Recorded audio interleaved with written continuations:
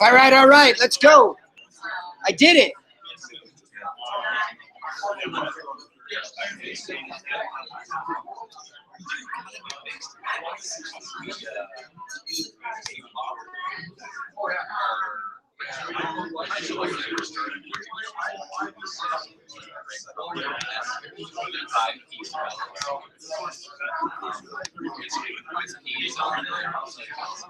Okay, here we go. Let's go. Let's go. We'll keep rolling here.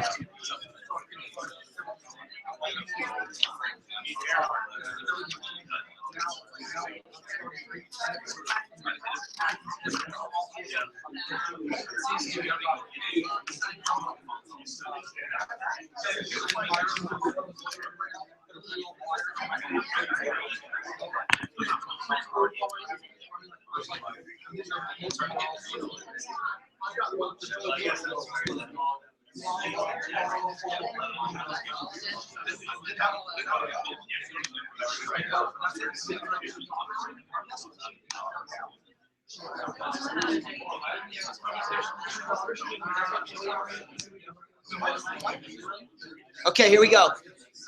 All right, let's do it. Let's do it. Have a seat, please. Have a seat. Thank you. Have a seat. All right, let's keep going. We have time at lunch. Let's go. Let's go. Come on, let's go. It's like the $140 taxi ride Gail and I had. They keep charging. They charge overtime, right, Gilly? All right, so how was that? That was pretty cool because we got a result, I thought. I thought going through that whole strategic approach, and by the way, thank you to a lot of you that have given me feedback from event to event to event, because we have a very, very clear way. By the way, we are broadcasting live. Okay, so I was finally able to figure that out. We'll talk about that in strategic marketing. What are some of the advantages to being able to do that in your real estate agent business, including starting a TV channel on your website? If you want to see what that looks like, mute your sound for a second because it'll echo. But if you go to therealtyclassroom.com/TRC live broadcast, you should see how this is embedded there. And I think what's exciting as we get into strategic marketing this afternoon, how you'll be able to do a live broadcast with your clients, with your lender, whomever. This is your live TV station. So this is the first time ever we actually got this right, and we're rolling here for everybody at home. So I think let's just reiterate what process we just went through. Number one, we were after a goal to establish a strategic business vision for ourselves, but ultimately what came of it was a universal description of a world-class real estate agent business. The vision for a world-class real estate agent business, and I wrote it down like this. A world-class real estate agent business is a franchise prototype model based on scalable systems that create predictability and sustainability regardless of the circumstances. Good work, because that's a result. Now the question is, what did you bring up in your how-to? I'm not going to get into that now, but that should be written down. There should be a bunch of how-to 1 through 5s there, which should have been a mind dump. And what I would say first before we move on to the next section here, take a look at those 5. Take a look at those 5 for a second. So strategic business vision, ideas to implement to affect positive change in your business. Look at them. The one that pops out the most, star it, circle it, highlight it, whatever it is. Pick the one that stands out the most. It's probably right there and obvious. Go with your gut, go with your intuition. Don't do it because you think there's an order of things. What is the one that hits you? Circle it, star it, do something to it so that you're very clear about which one it is. And that's why we do the mind dump, because you get it out and you're able to go through there, okay? So that's how you wrap up that section. Now, let's go a little bit further with this, and we're going to go into the next section here, okay? So the next section, we're going to go to Ray Kroc. Somehow, miraculously, he just arrived before he arrived in that last session, right? But here it is, Gord. And I think what happens next is that we have to challenge ourselves, okay, that was what? Now who? You got what, and you did a great job getting us there. But who? Who do you have to become? The quality of a leader is reflected in the standards they set for themselves. And as I was preparing for this morning, I was listening to a Michael Gerber discussion about leadership. That leadership, what job description is that? Do we have that in the Realty classroom somewhere? Leadership, the job of leader. And the answer is probably not, according to Gerber. Gerber thinks that that's not something that's readily obvious to everybody. And there's certainly a reluctance to do that. As soon as you conjure up that word, lead, what? I didn't want all those people, right? I didn't, what people? See, you know why you're reluctant in real estate agency to lead? It's because you haven't done it effectively for yourself yet first. I'll make that argument. I think if you're reluctant to lead others, then you are not quite sure about how to lead yourself in the right direction yet. And that's a confidence thing. That's a Maxwell Maltz self-image thing. You're just not quite confident to be there yet. I mean, again, here's another thing, like Gerber is saying that we don't come out of the womb perfectly balanced between technician, manager, and entrepreneur. The same thing happens with leader. You can throw that tag in there. Nobody comes with all of these things balanced. And even if it does become a little bit natural as part of your whole personality profile, okay, maybe you have to adapt into a particular type of leader to run this world-class real estate agency business vision, okay? So we're gonna go through the same exercise. We're gonna take that inventory again. So this is the work part of this, okay? So again, start off. Describe your vision of a world-class CEO, not in general, but of a real estate agent business. So we now know, let's tie the two together. I'll repeat it again. We ended the last session by saying the strategic business vision that was most universal that this group came up with was a world-class real estate agent business is a franchise prototype model based on scalable systems that create predictability and sustainability regardless of the circumstances. Now, you got to match up the CEO. And I use the term CEO because I think it's all encompassing. Leadership is encompassed, I think, in that term. Chief Executive Officer, the person at the very top, Gilly's astronaut, the person that has to look down upon this entire structure of this business and has to lead it. And the CEO is in charge of the technician, the manager, and the entrepreneur. That's the CEO's job. So if there's one thing that we chunk it up to that astronaut's view, we get a leader, a CEO. So describe your vision of that person, not you. We're not talking about you. We're talking again in terms of a world-class CEO of a real estate agent business. Who is that? In general terms, who is that person?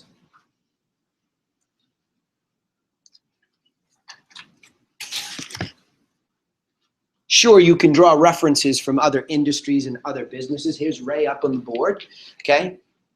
If Ray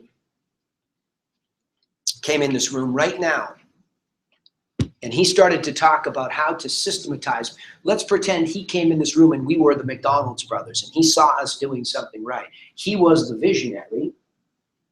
He's not the founder. He was the visionary. The McDonald's brothers were the founders. He was the visionary on how to take this thing and do what to it? Make it scalable and sustainable, wasn't he? That's that guy. So what qualities, and this is a 52-year-old man who's selling milkshake makers in San Bernardino, California, when he walks into the McDonald's brothers and he has an epiphany, okay? He looks at this thing and he says, wow, I want the franchise rights to this thing. Now he walks in thinking franchise prototype, right? So there's a clue as to perhaps what a world-class CEO starts to act like, look like, sound like, somebody who comes in. And it's not somebody who was necessarily born that way. Why did it take him 52 years to become that visionary? That accumulation of experiences so that in that moment in time, and maybe it was overtime, maybe he was selling to the brothers, I don't know the full story, but perhaps it all comes together in that moment. And he sees what he can become. How about that? He sees what he can become from milkshake salesman to something much bigger. Then go and describe yourself as the current CEO of your real estate agent business, okay? And again, Laura, you're the CEO of your book of business. I mean, Patrick, you're the CEO of, you know, the management systems of Cantu Realty Group. This is not limited to somebody who owns the business. This is a business vision for leadership, right? Chief Executive Officer happens to be the term we use, but you are in that systematized world. You are the leader of the systems that you're in charge of. You're the Chief Executive Officer of the management systems. So describe yourself currently as you are. Get something in that white space, right? Just write something down. Then you need to go and describe your current DISC personality profile. That's an easy one. And if you're not familiar with the DISC personality profile at any sort of a high level, then I think what you want to do there is just say, am I dominant? D. Am I influential? I. Am I supportive and steady? S. And am I very compliant? C. Which one of those things do I think I am? I'm not worried about your test. What do you see yourself as? Describe your current profile the way you see it.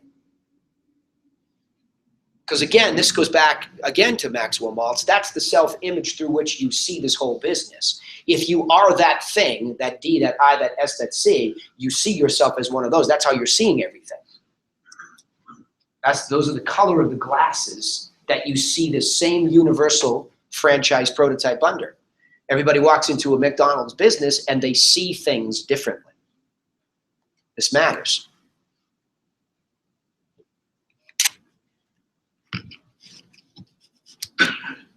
Tony, through the eyes of D, C, that type of thing. Well, or how about this? Well, I take that back. I extract it. How do you see yourself in your DISC personality profile? More D than C, probably. Okay, so D, you see yourself as a D. And as you look at that profile versus, you know, where you're at for the world-class vision, does that person have some D? I think so. Does it matter if it's natural?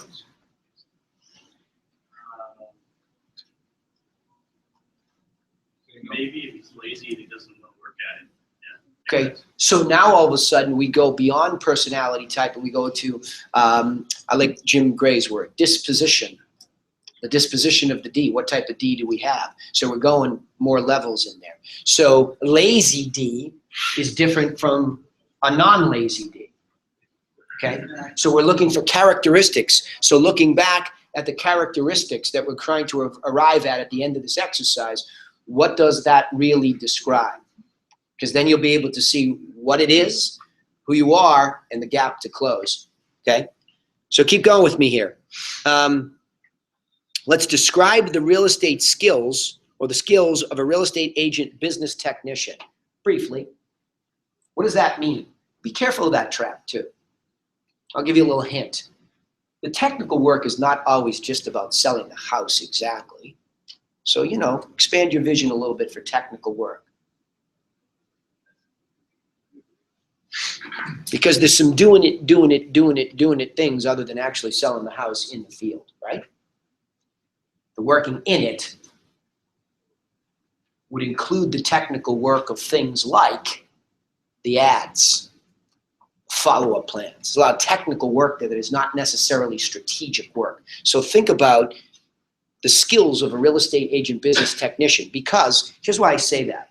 Some of you that might be S and Cs might get caught up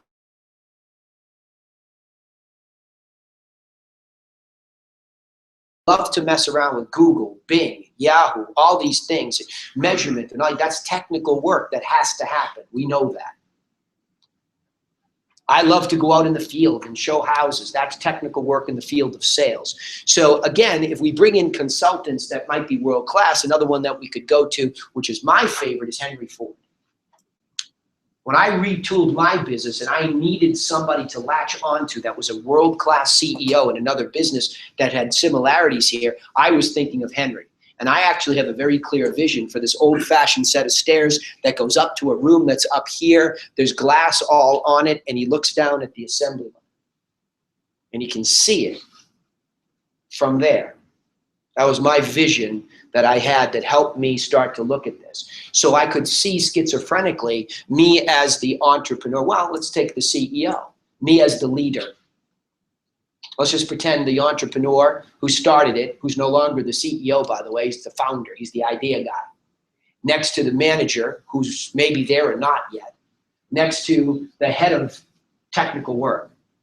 That's the management layer under this CEO, who is the person looking down upon the whole organization, right?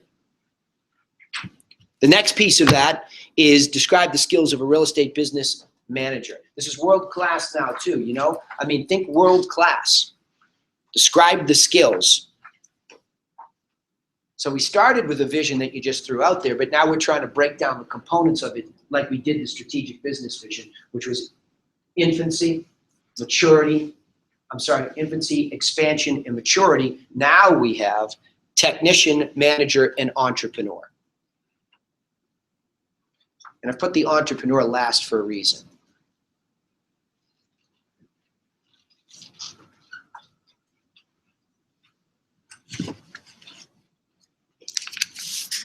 And I'll help you as you go through this. Because again, remember what we're trying to do is edit this down. We want to edit this down. We don't want the most complex version of what it is. So your guidance here, that's edited by Gerber himself, is that many new business builders become disillusioned and discouraged, okay, about what these people are. Building a business, which is really, you know, the skill set required is what we're after here for this chief executive officer, the leader. The leader is in charge of 3 different skill sets that must be implemented, okay? The entrepreneur supplies the vision. The manager supplies order in systems. The technician supplies the output. Sorry, what was the last one? Sure. The technician supplies the output. Oh. Yeah. The actual doing of the thing, right? The putting together of the automobile. Think of it that way, the assembly line. Those are the people sitting there putting that together. They're doing the technical work of building a car. In our case, Kath, we're building a service from start to finish. It is not a completed service like an automobile until it closes. Let's think of it that way, right? So the technical work required to bring it to a full, complete closing. And I know that's a teaser for the past client discussion, but that's the technical work. If we're going to compare ourselves to a manufacturing plant, the technical work, cup of coffee at Starbucks, the technical work is completed when the customer drives off the lot, walks out the door, closes the door, right? The technical work is completed. Did you say the manager supplies the system? Yes, I'll read them again. The 3 skill sets. The entrepreneur supplies the vision. The manager supplies order and systems. The technician supplies the output. The entrepreneur, the vision. The manager, order and systems. Technician, output. Okay? Now, it begs the question, which type of skill set? I think you all have, well, first of all, I shouldn't say I think, I know. I know we all have these skill sets. But the reason I started it off with the DISC personality profile is I think there's some bias in there too. I think when you are born, there is a certain wiring that comes with you. And I don't know how he did it, but Dr. Marston's with this whole DISC personality profile, it's amazing that just a few questions can give you this kind of insight. I think it's amazing. And I think it's extremely accurate. But I think that tells you your natural style, okay? When you see the pluses in it.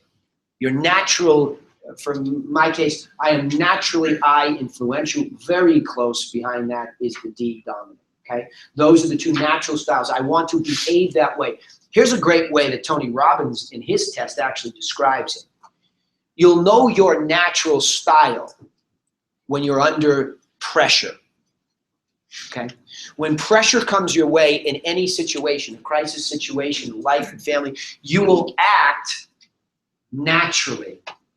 based on those positive traits, the ones that come naturally to you. In other words, if you're under pressure, a D tends to want to get right in the thick of it and fight.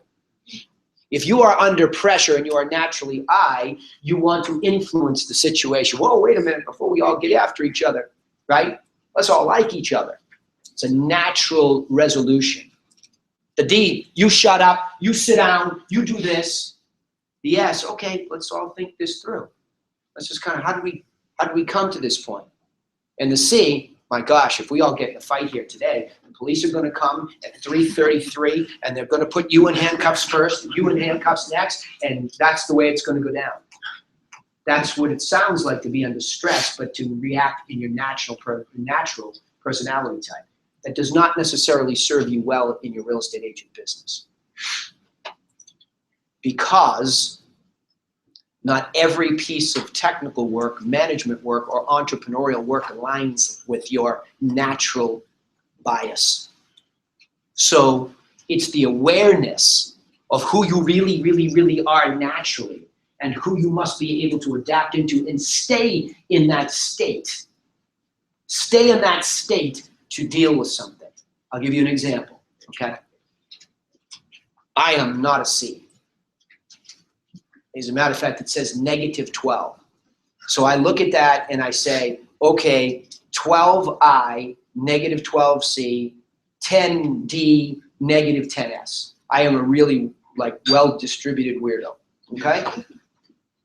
I'm a natural at this. No wonder why I like entrepreneurial selling, all of the, and then there's all that other stuff, that other yellow, right? So I'm just going to keep going here because I like it. I like it, and I want to live a life that I like, so I go there. Okay, that's fine. Go get a job that does just that. That's what Gerber says. This is the myth. And you go get that job, and you really, really, really like it, and then you look around at the whole organization, and you foolishly make the mistake to say, I'm doing all the work. That's the myth, isn't it? Just like your agents say to you. This will all connect the dots, right?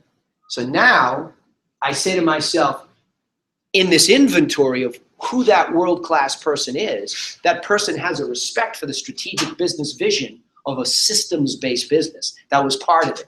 That person has that built into them. That world-class person has an appreciation for a system. Here he is. He's a salesman up until 52 years old, but something goes and he adapts into somebody who suddenly sees the management of this place. He sees it in somebody else who, let's just assume the McDonald's brothers were tremendous managers of systems and they brought the order. So during the expansion phase, they brought the order in the systems that we just said the manager does. But all of a sudden, the leader emerging in Ray Kroc at that moment in time, he sees that that's a requirement that he must adapt himself to. And I can only imagine how hard that must have been for him. So I go to Newbury Street to sequester my unnatural self, where it's a quiet office, so I can't run my mouth. I put my headphones on and I sweat for 9 hours to put order and systems in place. See where I'm going? Painful. People. Gilly and I were talking the other day. We've come to the same conclusion. We don't like them. Right? And I say that half tongue-in-cheek, but the other half not. We keep trying to mold the world of business to the way our personality is. I'll never forget Rob Melville, one of my agents, saying to me in a fit of frustration, as we're all experiencing here, why don't they just buy a house the way I would? Aha, I said to him, finally, we get there. There it is. Why won't this darn business just run the way I want it to run? Never will happen. Getting there, right? Stay with me. So, which type of skill set is your natural one, and which is your adaptive style? So in the context of your personality profile, are you naturally a technician? Are you naturally a manager? Or are you naturally an entrepreneur? And you can give it percentages. What Gerber says that the typical business builder, the typical, meaning the one that's sucked up into this myth, they spend 10% of their time as the entrepreneur, 20% as the manager, and 70% as the technician. the world-class CEO of an entrepreneurial venture like ours, he claims would be 1/3, 1/3, 1/3. It just makes a case for balance, right? Cool? I know you're getting tired and hungry. I can see it. Like lions. Okay, this is why I did this way. So now you go right into this roundtable discussion again. And you get to this point where turn to each other. And I know it was painful. I'm going to tell you something, right? The reason I listen to all these motivational videos on YouTube is because I get tired. And I get tired, and I need to trick myself that I'm not tired anymore to think and write. If you have white space on anything that we just had, a question, that's because you're tired. And I'm going to ask you to try to fight through that moment in time. Put a word down if that's what it takes. Because if you didn't do it, if you didn't fill it in, I'm just telling you, that's part of your gap between a world-class CEO having a world-class business vision. That's your gap, is the ability to persevere through that moment, that sticking point, that homework point. It's just, this is painful work, right? Fill the white space in, and you'll be much happier down the line. All right, so turn to each other to discover a clear vision of a world-class CEO in the real estate agent business. Your points of discussion could be provoked by questions such as, what percentage of your time do you spend working as an entrepreneur, a manager, and a technician? So you're trying to discover this right now. Talk about it. And talk about the work that you do with each other and help each other identify what kind of work that is. Because even though this seems obvious, it might not be obvious that you're doing it. And I'll tell you why. There are phases of how you behave.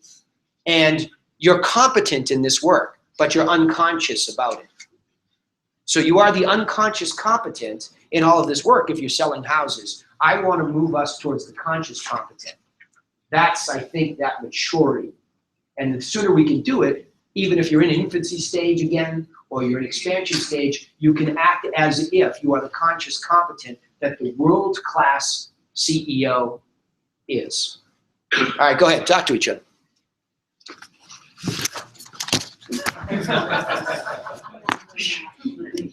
This is.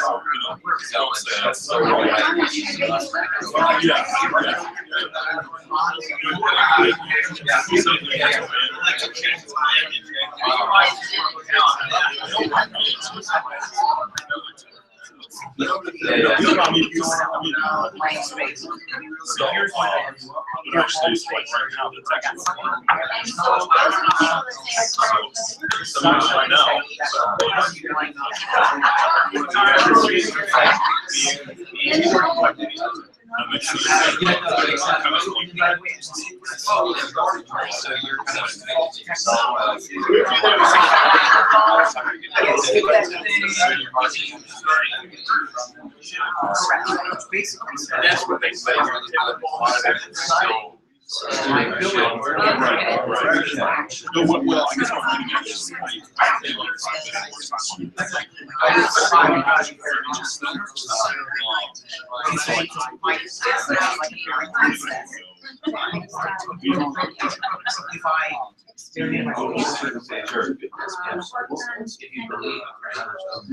Right. Take charge.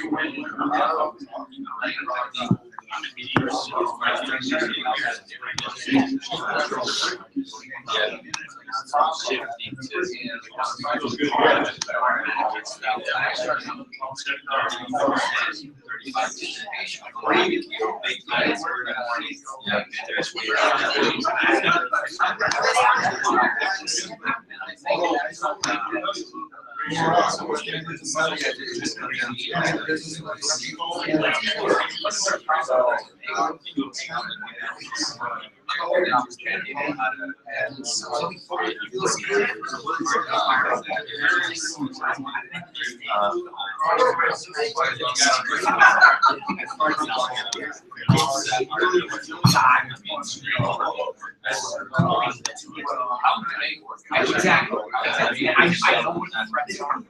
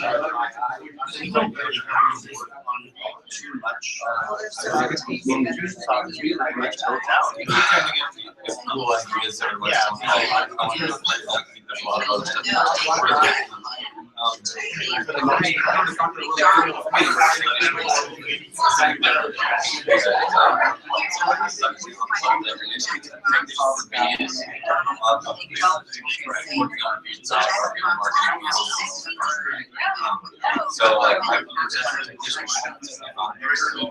but I want to lower well, why would you have more like I feel like as a CEO, you're looking at maybe the ability to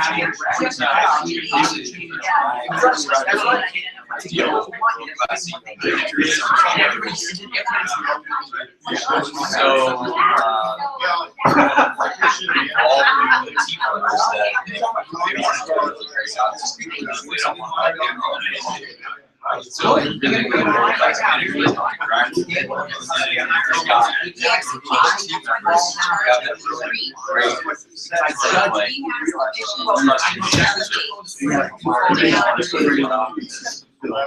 managers will support it. They see the manager working really hard.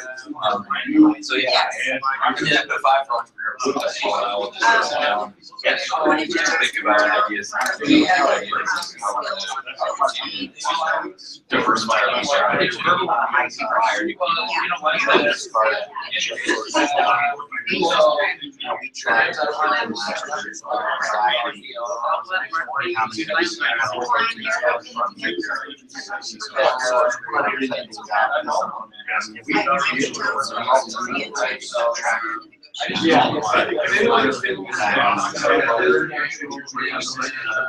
If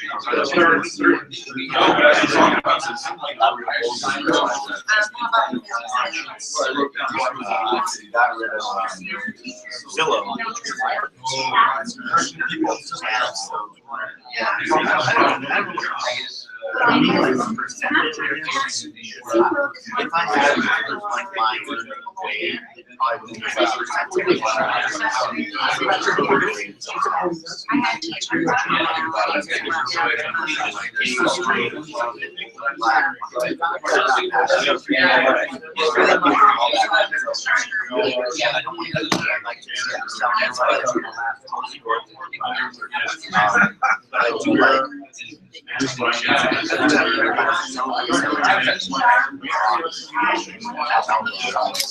That's a really great thing to see. It is.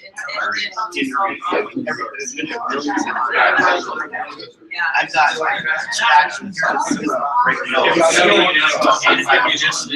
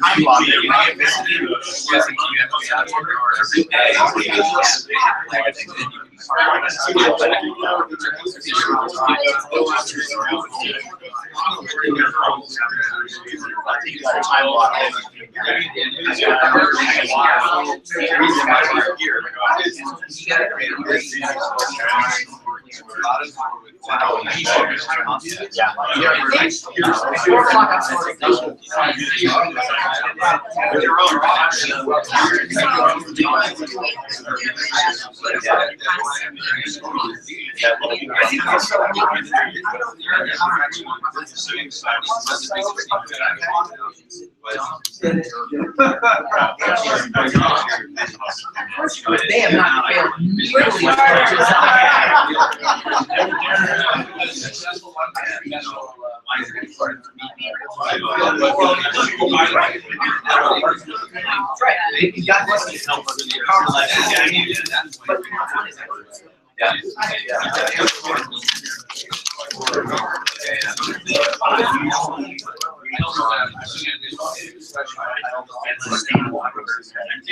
This is why it's important to point out why it's important to stand apart.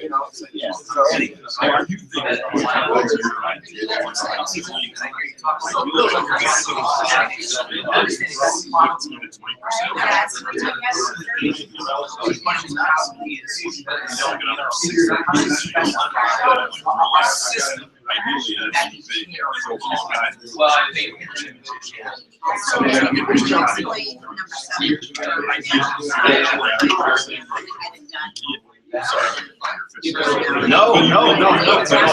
That's from me. I shouldn't have to do that. That's part of it. I want to be, my goal is 3 months away from this. Get it done. I'm probably not going to happen until it's expired. But But, you know, yeah, so I'd love to have this. Yeah, but when I'm here, I can do it at a time that I can. I can go away.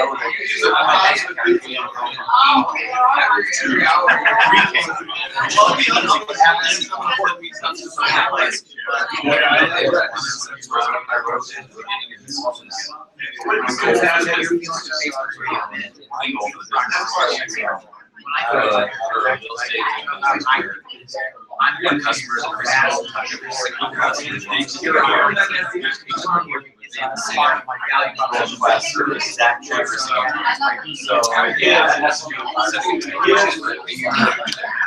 it's gonna be really clear.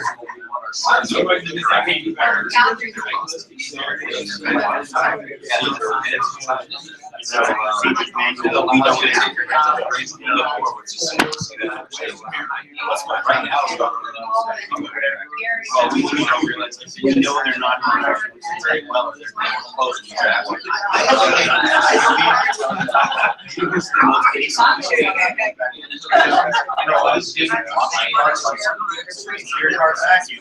You sure there's water in the car? You know, it's not, yeah.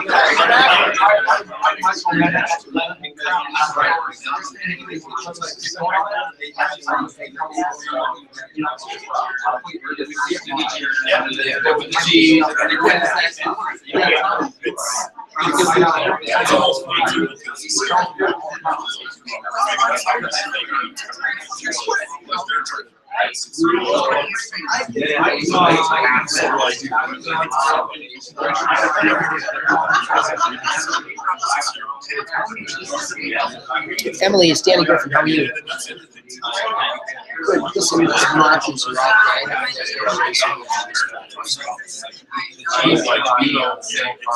perfect. Thank you.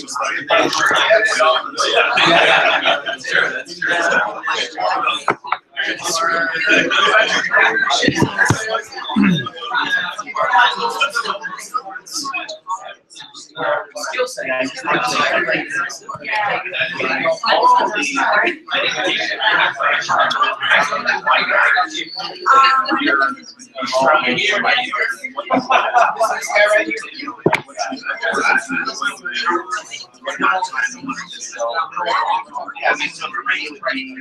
I want to do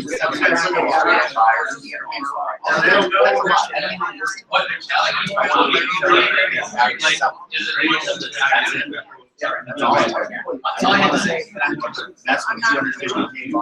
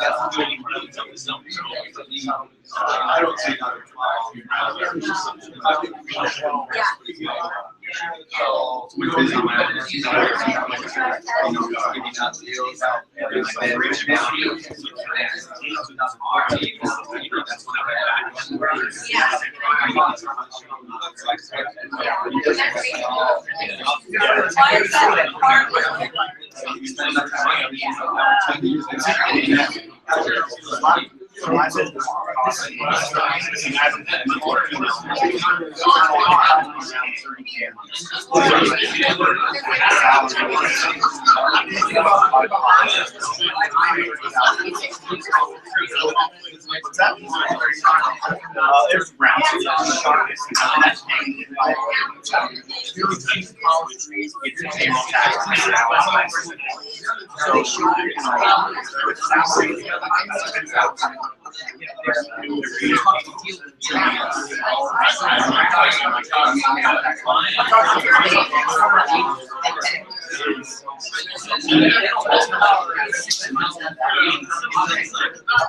So there you go. Okay, so all of that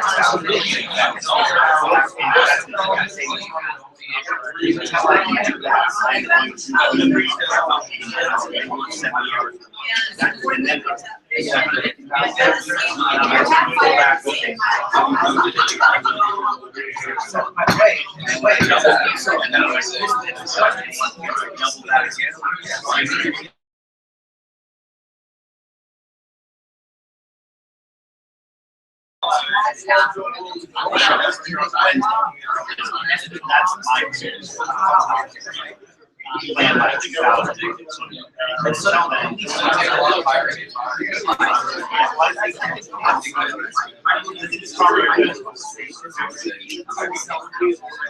every year. I mean, that's pretty much it. I mean, I'm not sure. Oh, no, you're fine.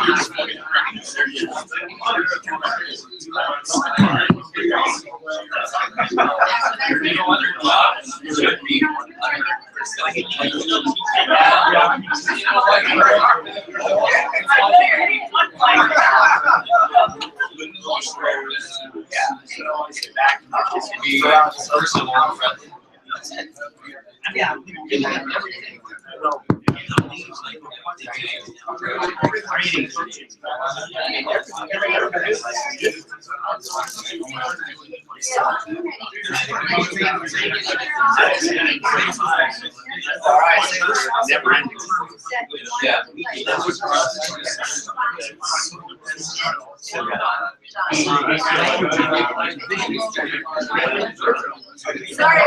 Well, I'd rather be out there. Another round. Otherwise, they Yeah, they're Just on with this too. and I do a lot of ISA work myself. I you know, they're in a different market. They have a little bit different time appointments, you know, like the buyer appointments. We don't. I booked 23 in January, 21 showed up. I was like, if I kept all those myself. So I do a lot of ISA work. Make sure you stay on topic. I'm hearing some conversation straying off topic. You got to get into a strategic leadership vision. Don't get off topic.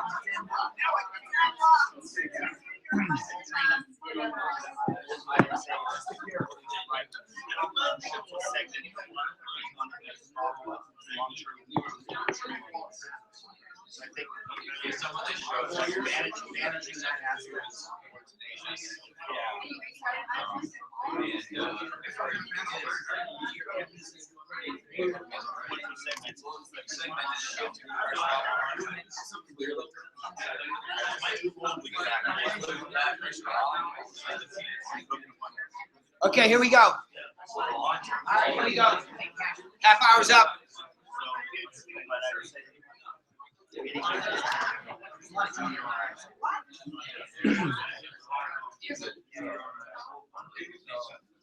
Okay, here we go. Let's do it again.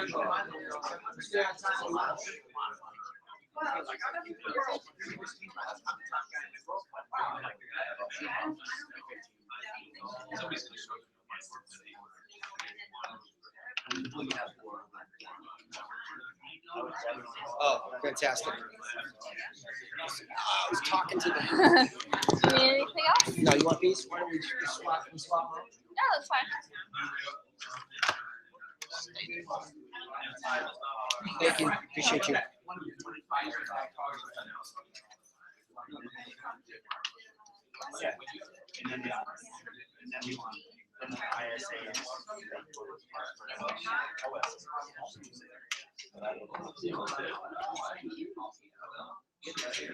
Okay, here we go.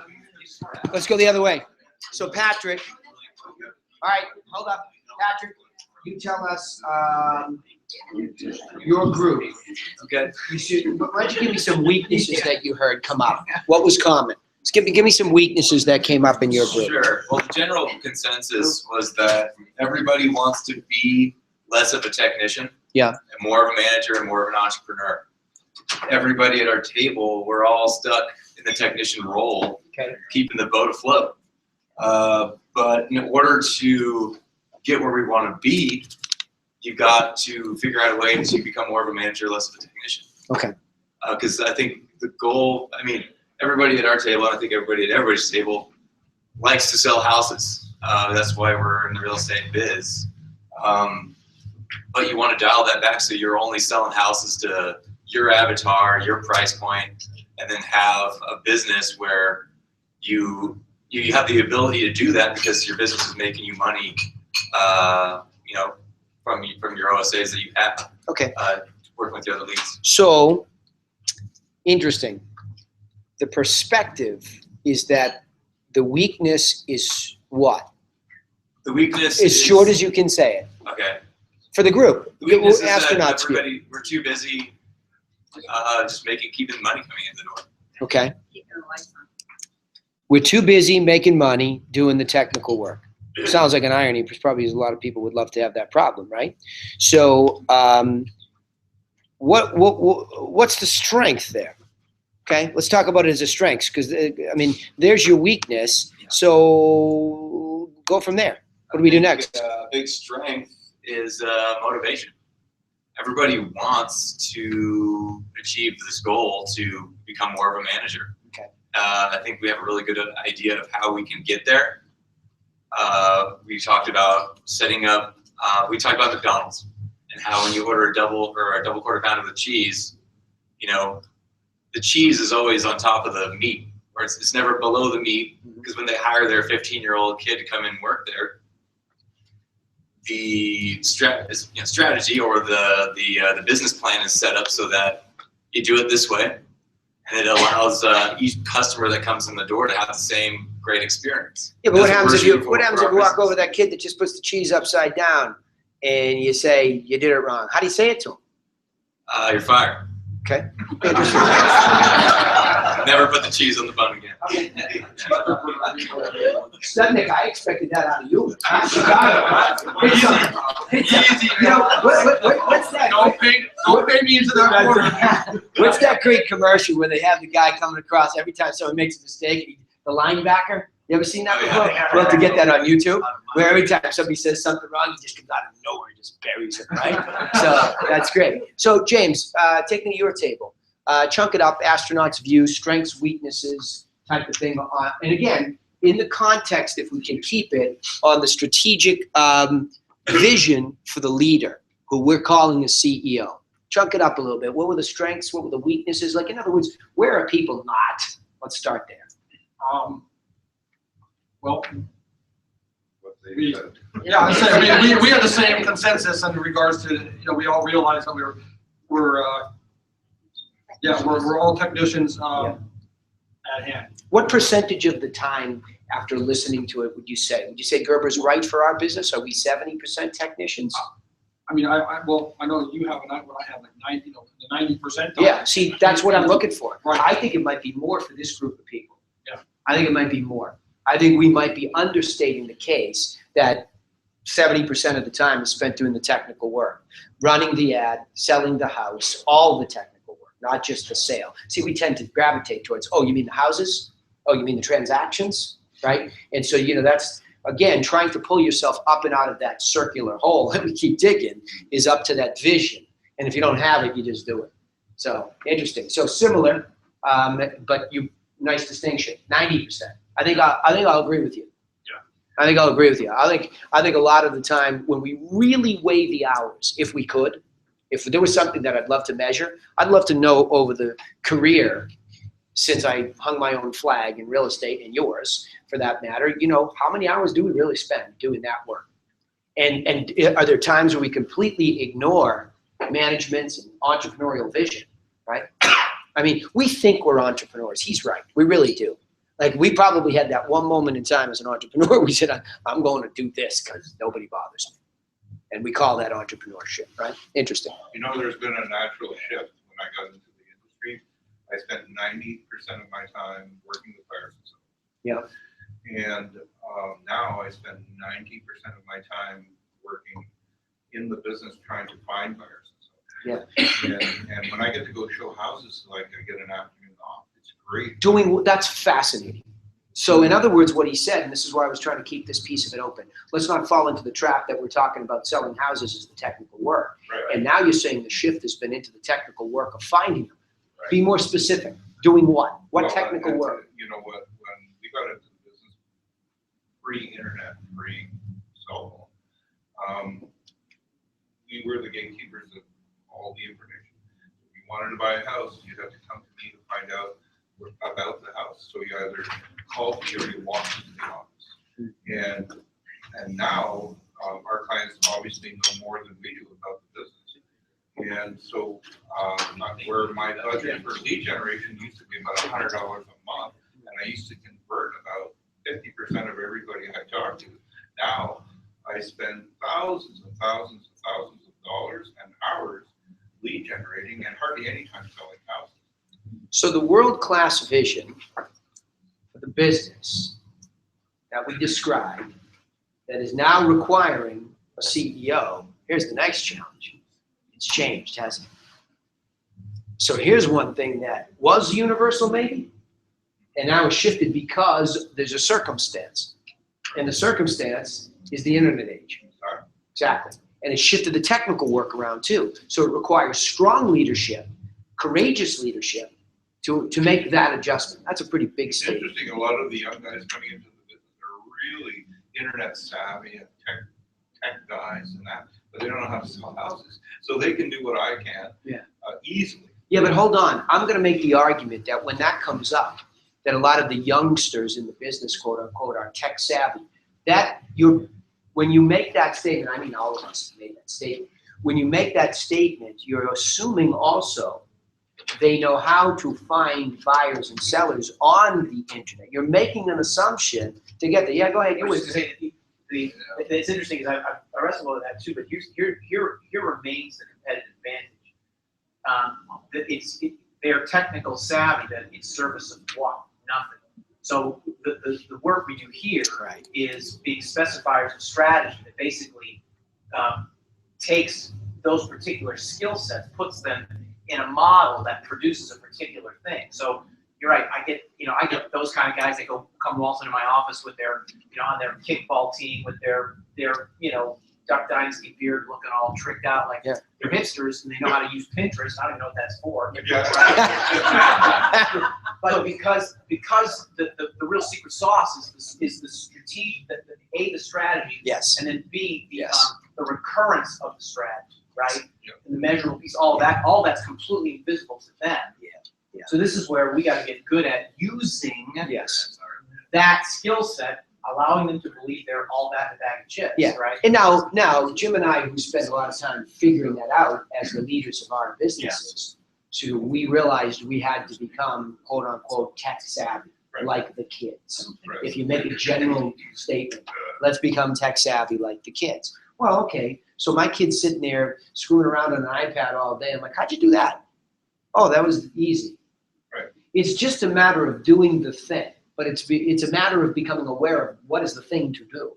Because in a world of change, and the internet being this mega platform, the assumption is we should be, I liked what you said, we should be on Pinterest, we should be here. Why? Who said? Because it's there? See, what dictates us is what you said. Where'd they go?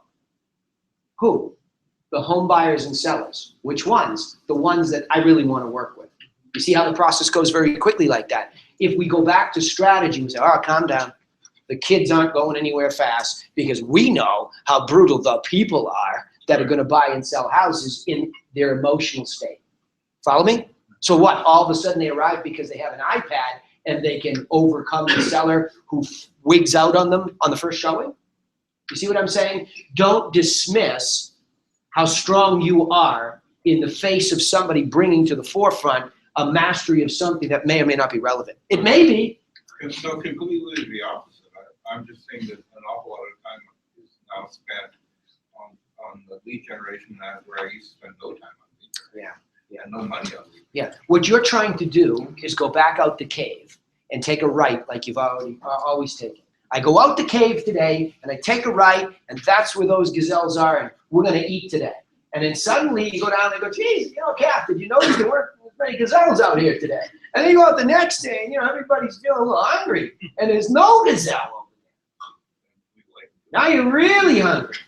And you're saying, holy crap, and you're yelling at each other and you're bumping into each other and where'd they go? Well, slow down. Go to the front of the cave and listen and watch and search first, right? And that's what it is. I had some hands over here. Go ahead, Lee. I think the only thing that you're dismissing, I still think the real estate's very personal to people. That technology is great. At the end of the day, I think most people choose a realtor because they like that and trust them. There's no doubt about it. I think this is about the arrival. So the leader of the business is responsible. The world-class leader of the business is responsible for slowing everybody down. You know, Arnold Schwarzenegger has in some movie, rule number 1 in a crisis situation, don't panic, you know, something like that. And that's what everybody does, right? Holy crap, where'd they go? Where'd they go? Where'd they go? I got to do this. I got to do this. And that's how we end up spending all of this money. That's exactly what we do. Because the bow and arrow that used to work, well, that doesn't work. Get the machine gun. Get the nuclear bomb. Get this thing. Get that thing. And next thing you know, you've just spent yourself into starvation, right? So you're right. I think what it is they just went somewhere else. There's still, see, here's what didn't change. The guy or gal that buys the house didn't change at all. They're human. Just they behave differently, sure, because the circumstances change. So that's, they're going in different ways, and they just flowed somewhere else. That's all, because the tide moved them somewhere else. So we become responsible for a strategy to just simply find out where did they go. And if they won't bite the way they used to, or become interested, which, by the way, opens a whole can of worms. I think what the internet did was actually force you all to be extremely honest. Not that you weren't, but to be extremely honest. And by being extremely honest, we'll get into that this afternoon about strategic marketing. That's where the word concierge comes from. It has raised the standard because the gazelle now has power. The gazelle has power. You used to be able to say to somebody, I have proprietary information. When can we get together for 15 minutes so we can talk about that proprietary information? Now we don't. You need to, as a leader, recognize that shift. And it's not that big of a deal. That's a shift. Gary Keller was writing a book called Shift years ago. Saw it coming. Something was coming. Something was coming. Well, how do you memorialize that? How do you edit that down? How do you figure it all? You are a good leader. And you are looking for the answer. Where did they go? And how do they behave because of this seismic shift, right? In the industrial age, it was all about railroads being built and transportation and natural resources because things were building. So the people that took greatest advantage of that, they just simply got strategic. And if you don't think that's true, go do any study on Rockefeller. Rockefeller was nothing more than somebody who was in the commodities business. Okay, and what he figured out in a commodity, and that's what we're in. We're in the commodity business. Anybody can sell a house, right? That's what they said. Now we know it's more complicated, but supposedly back then they said anybody could sell a barrel of oil too. What he became obsessed with was the details of how that business really worked, and then to systematize it on such a micro level that he was able to deliver a barrel of oil for a retail price less than the cost of his competitors. Understand what I just said? I'll say it again. He got so good at the details. For some of his competition, he was able to, in other words, here's the same barrel of oil, but I'll charge you $10 a barrel. And his competitor walks in and saying, oh my gosh, I mean, $10, that's cost. Wink, wink. To Rockefeller, nah, his cost was maybe $9.50 because he fought for the inches and the details of how the business behaved. That's all, right? So I think therein lies the opportunity. So let's try to move towards this vision, right? Like we did with the business vision. What does this person have, this leader? What did I just describe in that discussion? Jerry, who's that guy? I mean, you've always been that CEO, that guy, you know, but who does he have to become? Well, I think, you know, almost everybody in here is, you know, D's and I's, you know, and only 25%. Is that true? S's and C's, raise your hands. Myth. See? Interesting, isn't it? No? Yeah. Just perspective. Remember I said earlier, your personality profile dictates what you see? Right. There's a perfect example. But like for me, that's what I am, and I think what I struggle with is being a technician and not saying, hey, I'm gonna get down to business and I'm gonna be a C and I'm gonna be an S today because I have to. And once I understand that, my business is gonna Okay, so the hardest thing to do though is land at that trajectory. We got there with Sandy this morning, like why? You've been doing this a long time. Why don't you just go fishing? Yeah. Well, because that's my passion. Okay, My what is? passion is to get it figured out. Okay, cool. So you're curious and you might not end up fulfilled fishing. Right. Okay, so the fulfillment, which is really where we end up, right? The fulfillment, isn't it? That's really what we're after. To feel like I did this, right? That's the point. Right. So the person, and we're getting somewhere again. Here we go again, right? The person that we must become is somebody seeking fulfillment. Is that right? Am I getting that right? No? Anybody disagree with that? Does a world-class CEO leader, does that person after fulfillment personally?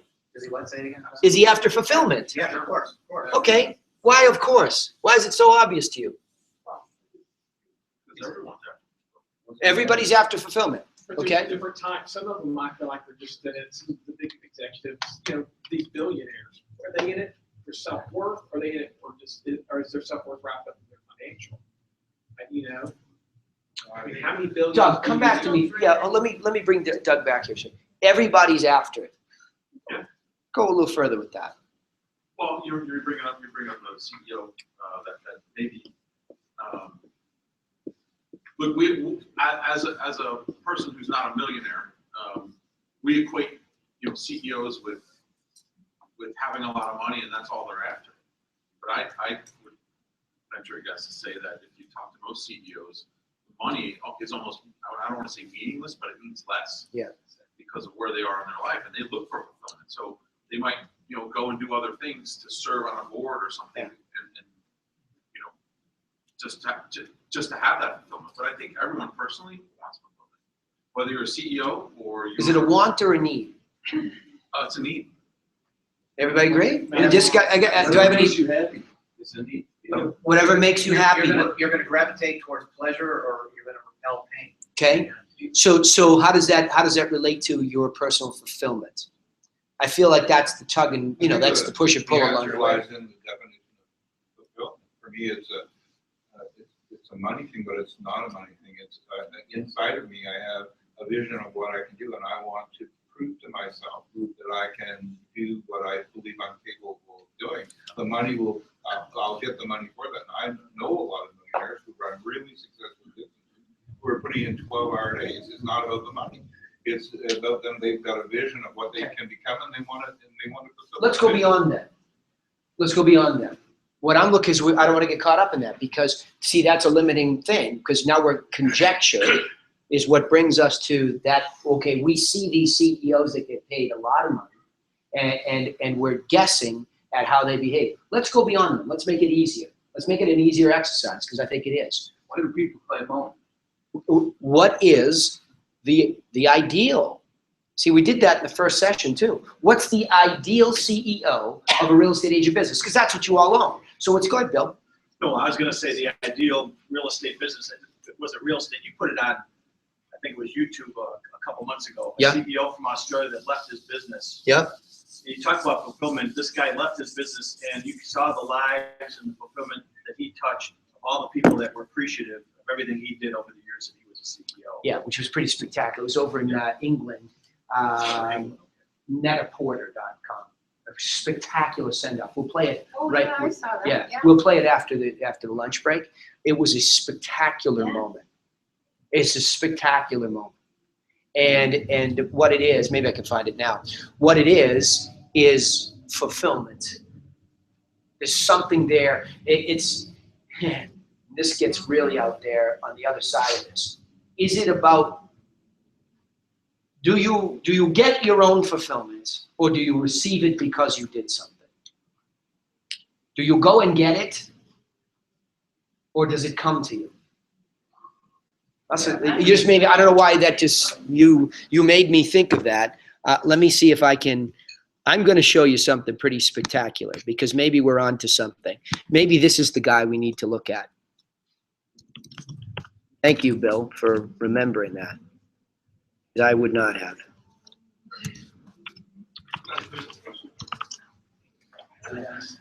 What I want you to watch this. Okay. Let's see if we can pull this up here. I will try to find this. Farewell for a boss, right there. Yeah, I'm only wondering if that's the whole one.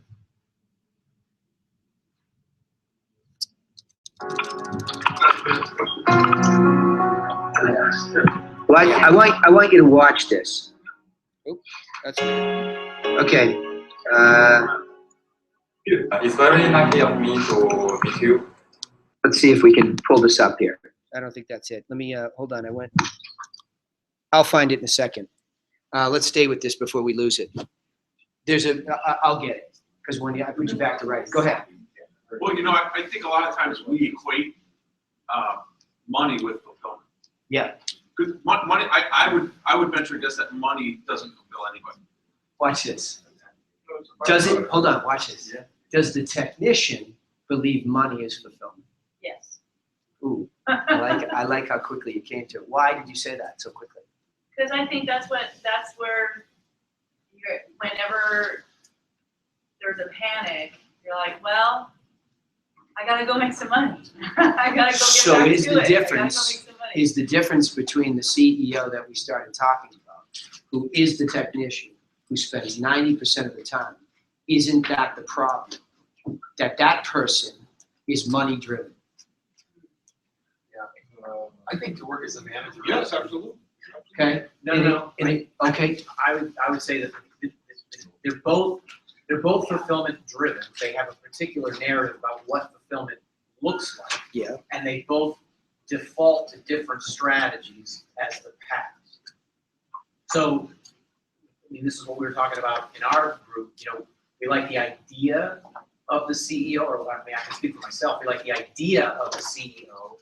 The challenge is when the market turns or you're light on deals, then we default to the technician to produce because we're after the thing called money because we have particular obligations that we believe we need the money to fulfill. The challenge is, I think that the CEO mindset, it's always a short-term solution, and the larger problem is then never addressed, and the building of a business really does become a myth. How many people are uncomfortable with that?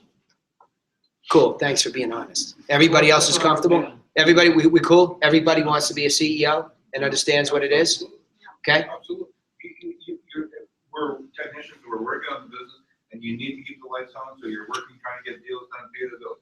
So then, if you're really successful, then you're working 80-hour weeks, and the stories of Proctor come to mind of, he was making tons and tons of money, but now he wasn't a CEO, so that was another problem, right? Yeah, sure. So, Sure. It is a problem. So the money isn't relevant if you're CEO because you're always got enough money to take care of the life. I'm with you. Right. I'm with you logically, but what I'm asking, Craig, I'm going to ask you this question because you brought this up to me. I had never really, and thank you for your contribution to this booklet as a consequence, because you tied me in with Gerber to the word leadership. Jim expressed to me, and I hope this is not out of turn, but I'm going to say it anyway. You said that you were reluctant to be a leader, per se. There was a reluctance. So let's leave it at that, okay? When you look at that word and you understand it in the context of what we're trying to accomplish over the next couple of days, that there are 3 unique skill sets that this person oversees. And this is the person who equals that thing that you named, okay? This is that person that has to emerge, okay? It's not named in the book. It's not named in the work, but that's the one. That's the one. What do you think when you see that? What do you think? Like, that's all of our problem collectively, by the way. You just happen to materialize it in our conversations. What is the problem there for the vision? Why are we reluctant to envision it, number one, alone? And see, this is part of the exercise. Detach yourself from it first. Detach yourself. Describe it. What is it in a world-class business? What is it? Somebody give me a quick and dirty. Let's try to start to get to it. Go ahead, Don. Yep. Responsibility.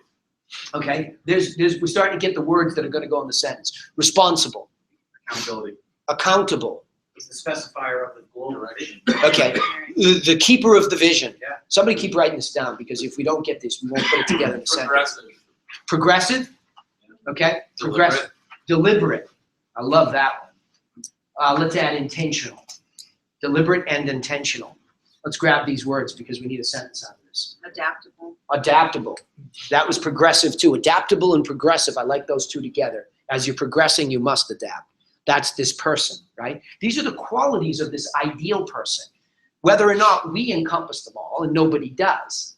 It's the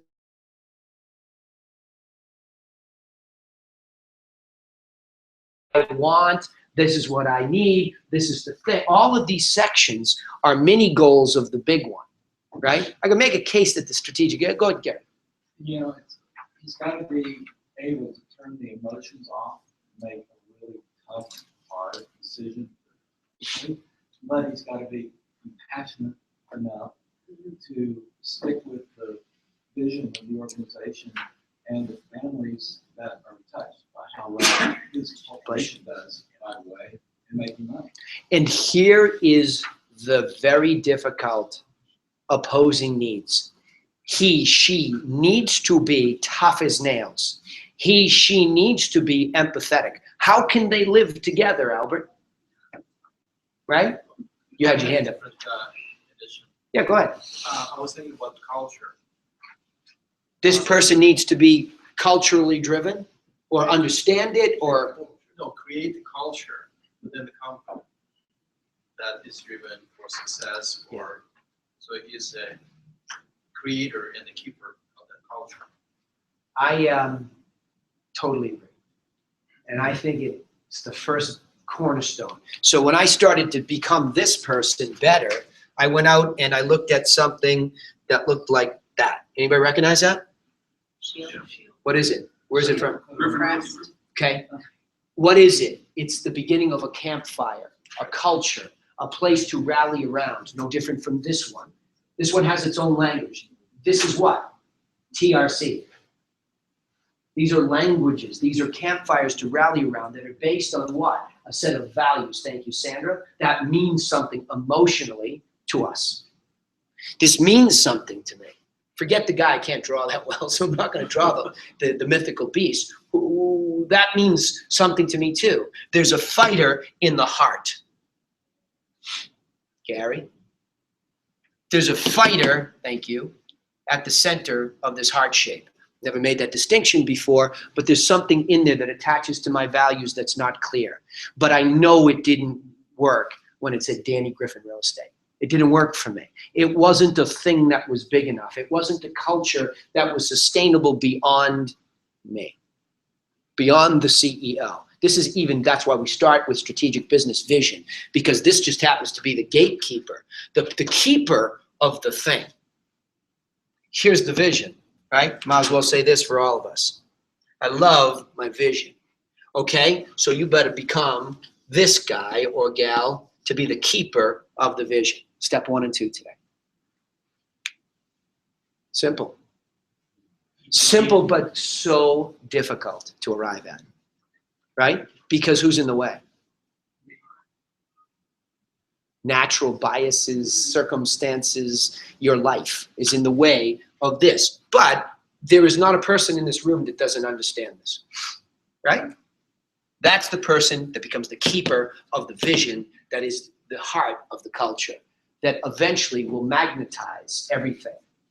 An attitude that this thing, which is now clearly defined as a world-class real estate agent business based on a franchise prototype model that's scalable with systems that create predictability and sustainability regardless of the circumstances. You could go further. That serves its people at a never-ending high standard, whomever those people may be. So you tied in the loving piece of it. So you see how it keeps evolving? That's your culture. This is the way it is, the vision for it, but its results could also be added to this, that it serves the people at a never-ending standard that gets raised and raised and raised, right? And there's the living, breathing thing that never dies.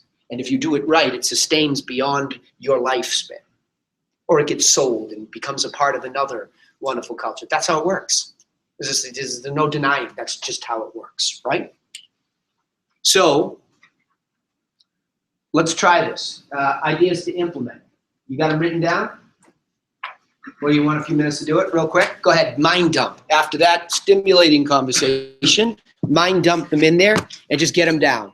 I mean, literally rapidly fire through this, and I'll get you out of here to get some beautiful Arizona air.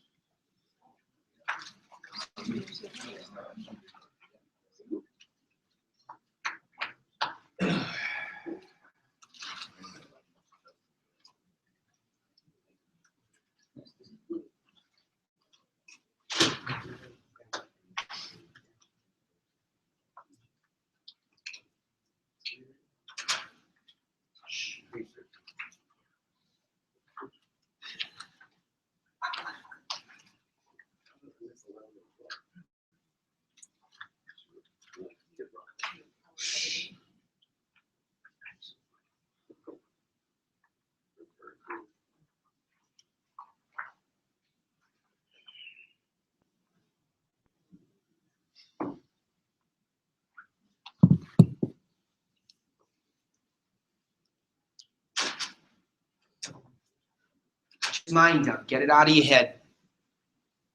Mind dump it down.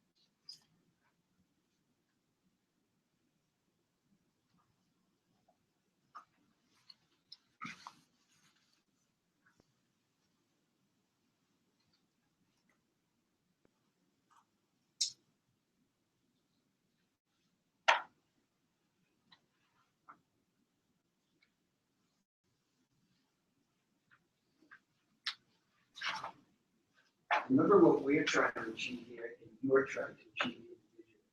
We're trying to achieve an ideal image to shoot for of this person that we must become, right?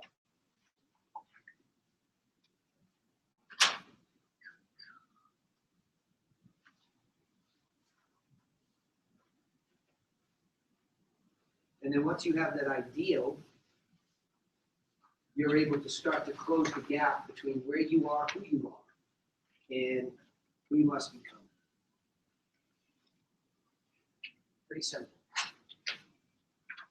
I mean, pretty simple to just get those 2 points. And of course, the shortest distance between the ideal and you is a straight line.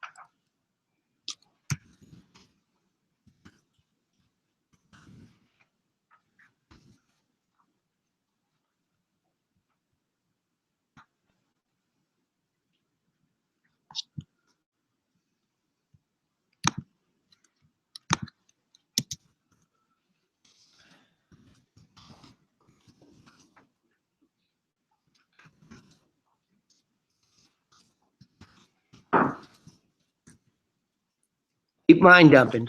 No blanks. Please.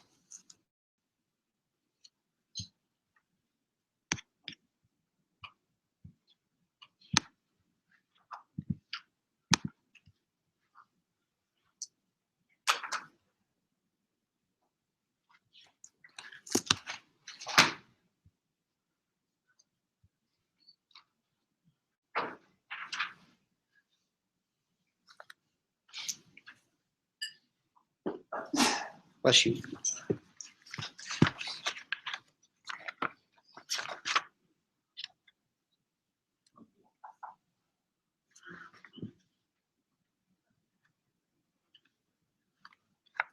Okay, here we go. Ready?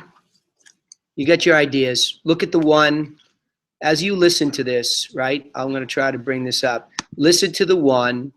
Okay, just take a minute to sit here, and we'll stretch the lunch break a wee bit. As you stare at those, right? Let's just see this, if this will work.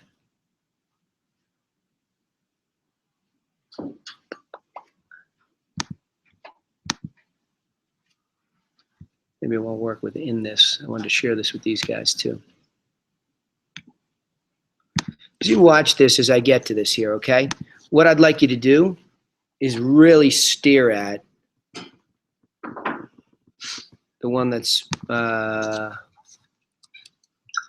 you stare at those, right? Let's just see this, if this will work.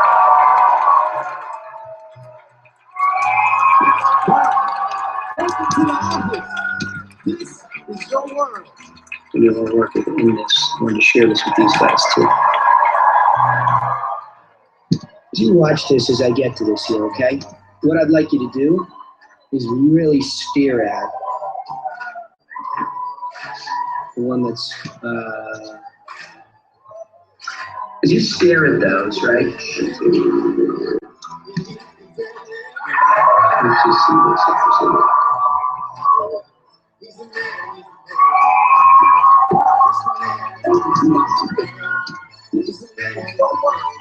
Maybe it won't work in this. I'm going to share this with these guys too. As you watch this, as I get to this here, okay? Hang on. What I'd like you to do is really stare at the one that's, bear with me. As you stare at those, right? Technology, remember all those kids? Where are all my kids when I need them?